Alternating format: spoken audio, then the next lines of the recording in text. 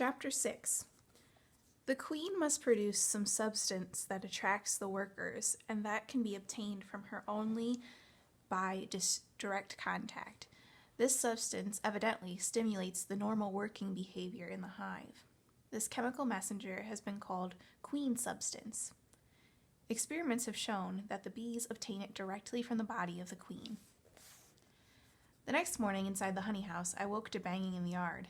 When I pulled myself off the cot and wandered outside, I found the tallest Negro man I'd ever seen working on the truck, bent over the motor, tools scattered around at his feet. June handed him wrenches and what have you, cocking her head and beaming at him. In the kitchen, May and Rosaline were working on pancake batter. I didn't like pancakes that much, but I didn't say so. I was just thankful it wasn't grits. After kneeling on them half your life, you don't care to eat them. The trash can was full of banana peels, and the electric percolator bubbled into the tiny glass nozzle on top of it. Bloop, bloop. I loved the way it sounded, the way it smelled. "Who's the man out there?" I asked. "That's Neil," said May. "He's sweet on June." "It looks to me like June is sweet on him, too." "Yeah, but she won't say so," said May. "She's kept that poor man strung along for years, won't marry him and won't let him go." May drizzled batter on the griddle in the shape of a big L. "This one's yours," she said. "L for Lily." Rosaline set the table and warmed the honey in a bowl of hot water. She poured orange juice into the jelly glasses. "How come June won't get married to him?" I asked. "She was supposed to get married to somebody else a long time ago," said May, "but he didn't show up for the wedding." I looked at Rosaline, afraid this situation of jilted love might be unfortunate enough to send May into one of our episodes, but she was intent on my pancake. It struck me for the first time how odd it was that none of them were married. 3 unmarried sisters living together like this. I heard Rosaline make a sound like humph, and I knew she was thinking about her own sorry husband, wishing he hadn't shown up for their ceremony. June swore off men and said she would never get married, and then she met Neil when he came to be the new principal at her school. I don't know what happened to his wife, but he didn't have one anymore after he moved here. He has tried every which way to get June to marry him, but she won't do it. Me and August can't convince her either. A wheeze welled up from May's chest, then out came, "Oh, Susanna." "Here we go." "Lord, not again," said Rosaline. "I'm sorry," May said. "I just can't help it." "Why don't you go out to the wall?" I said, prying the spatula out of her hand. "It's okay." "Yeah," Rosaline told her. "You do what you gotta do." We watched from the screen door as May cut past June and Neil. A few minutes later, June came in with Neil behind her. I worried that his head wouldn't clear the door. "What started May off?" June wanted to know. Her eyes followed a roach that darted beneath the refrigerator. "You didn't step on a roach in front of her, did you?" "No," I said. "We didn't even see a roach." She opened the cabinet under the sink and dug into the back for a can of bug killer. I thought about explaining to her my mother's ingenious method of ridding the house of roaches, cracker crumbs and marshmallow, but then I thought, this is June. Forget it. "Well, what upset her then?" June asked. I hate to come out and say it with Neil standing right there, but Rosaline didn't have any problems with it. "She's upset you won't marry Neil." I had never considered until that colored people could blush, or maybe it was anger that turned June's face and ears such a dark plum color. Neil laughed. "See there? You should marry me and quit upsetting your sister." "Oh, get out of here," she said, and gave him a push. "You promised me pancakes, and I'm going to have them," he said. He wore blue jeans and an undershirt with grease smears on it, along with horn-rimmed glasses. He looked like a very studious mechanic. He smiled at me and then Rosaline. "So are you going to introduce me, or you keep me in the dark?" I've noticed that if you look carefully at people's eyes the first 5 seconds they look at you, the truth of their feelings will shine through for just an instant before it flickers away. June's eyes turned dull and hard when she looked at me. "This is Lily and Rosaline," she said. "They're visiting for a while." "Where do you come from?" he asked me. This is the #1 most asked question in all of South Carolina. We want to know if you are one of us, if your cousin knows our cousin, if your little sister went to church with our big brother, if you go to the same Baptist church as our ex-boss. We are looking for ways our stories fit together. It was rare, though, for Negroes to ask white people where they're from, because there was nothing much to be gained from it, as their stories weren't that likely to think up. Spartanburg County, I said, having to pause and remember what I'd said earlier. And you, he said to Rosaline. She stared at the copper jello molds that hung on either side of the window over the sink. Same place as Lily. What's that burning, said June. Smoke poured off the griddle. The L-shaped pancake had burned to a crisp. June yanked the spatula from my fingers, scraped up the mess, and dropped it into the trash. How long are you planning on staying? Neil asked. June stared at me, waiting, her lips pinched tight along her teeth. A while longer, I answered, looking over into the garbage can. L for Lily. I could feel the questions gathering in him, knew I could not face them. I'm not hungry, I said, and walked out the back door. Crossing the back porch, I heard Rosaline say to him, Have you registered yourself to vote? On Sunday, I thought they would go to church, but no, they held a special service in the Pink House, and people came to them. It was a group called the Daughters of Mary, which August had organized. The Daughters of Mary started showing up in the parlor before 10 a.m. First was an old woman named Queenie and her grown daughter Violet. They were dressed alike in bright yellow skirts and white blouses, though they wore different hats at least. Next came Lunell, Mabley, and Cressy, who wore the fanciest hats I'd ever laid eyes on. It turned out Lunell was a hat maker without the least bit of shyness. I'm talking about purple felt the size of a sombrero with fake fruit on the back. That was Lunell's. Mabley wore a creation of tiger fur wrapped around gold fringe, but it was Cressy who carried the day in a crimson smokestack with black netting and ostrich feathers. If this was not enough, they wore clip-on ear bobs of various colored rhinestones and circles of rouge on their brown cheeks. I thought they were beautiful. In addition to all of these daughters, it turned out Mary had one son beside Jesus, a man named Otis Hill with stubby teeth and an oversized navy suit. So technically, the group was the daughters and son of Mary. He'd come with his wife, who was known to everyone as Sugar Girl.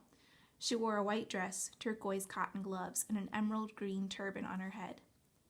August and June, hatless, gloveless, earbobless, looked practically poverty-stricken next to them, but May, good old May, had tied on a bright blue hat with the brim up on one side and down on the other. August had brought in chairs and arranged them in a semicircle facing the wooden statue of Mary. When we were all seated, she lit the candle and June played the cello. We said the Hail Marys together, Queenie and Violet moving strings of wooden beads through their fingers.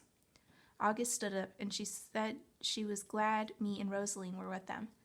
Then she opened a Bible and read, And Mary said, Behold, from henceforth all generations shall call me blessed.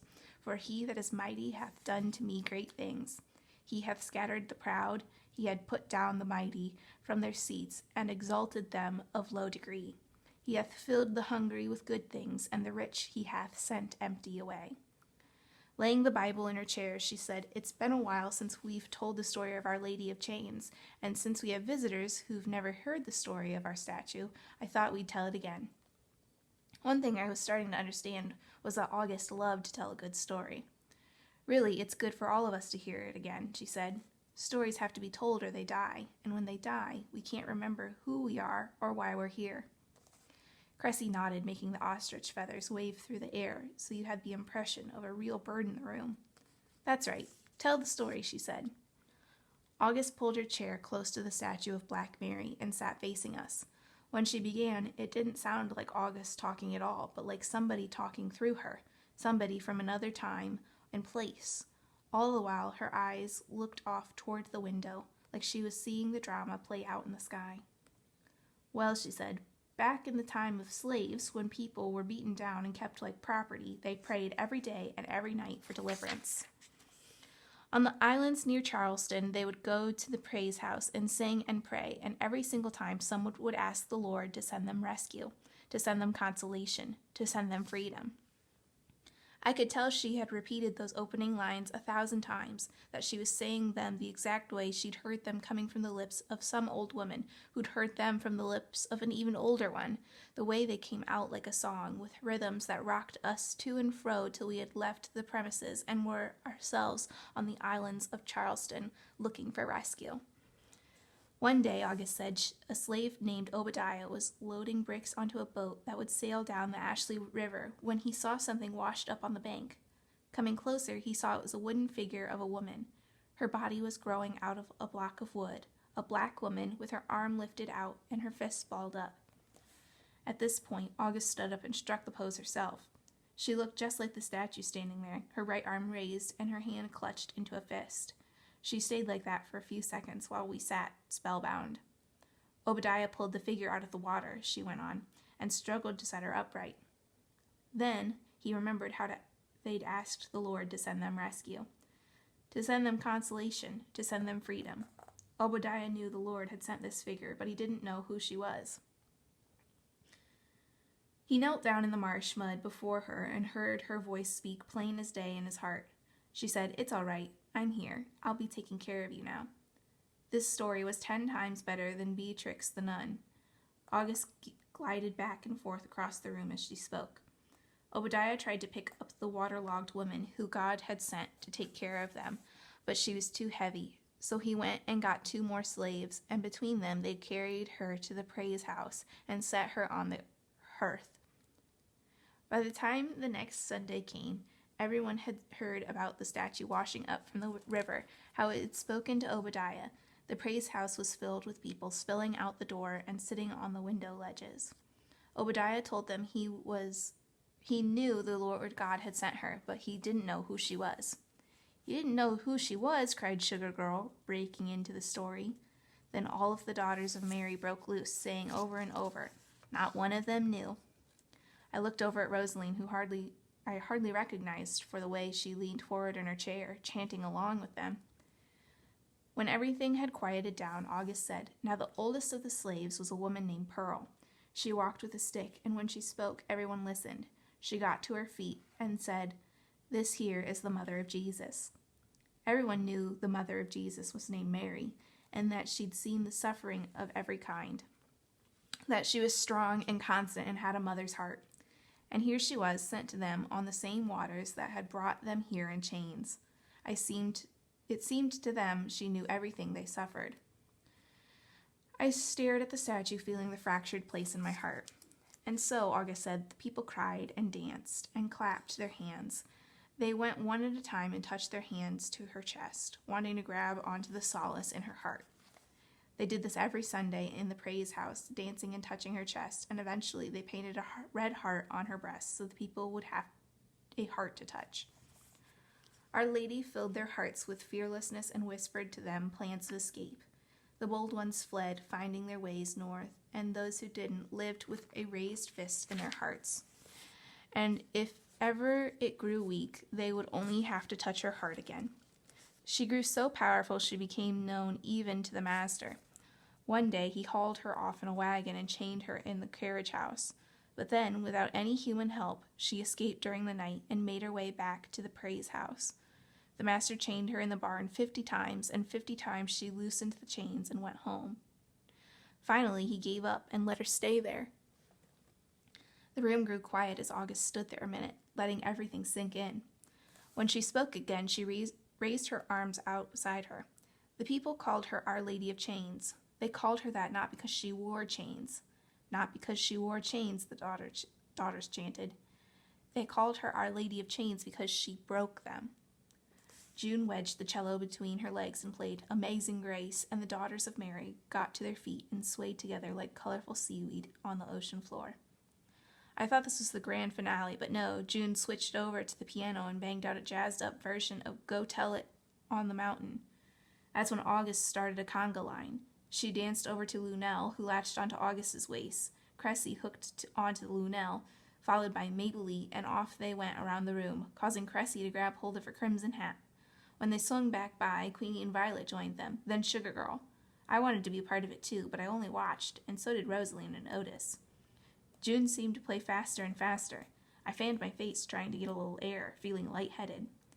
When the dance ended, the daughters stood panting in a half-circle before Our Lady of Chains, and what they did next took my breath away. One at a time, they went and touched the statue's fading red heart.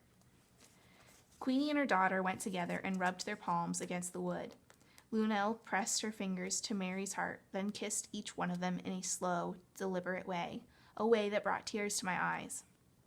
Otis pressed his forehead to the heart, standing there the longest time of them all, head to heart like he was filling up his empty tank. June kept playing while each of them came until there was only Rosaline and me left. May nodded to June to keep on with the music and took Rosaline's hand, pulling her to Our Lady of Chains, so even Rosaline got to touch Mary's heart. I wanted to touch her vanishing red heart too, as much as anything I've ever wanted. As I rose from my chair, my head was still swimming some. I walked toward Black Mary with my hand lifted, but just as I was about to reach her, June stopped playing. She stopped right in the middle of the song, and I was left in the silence with my hand stretched out.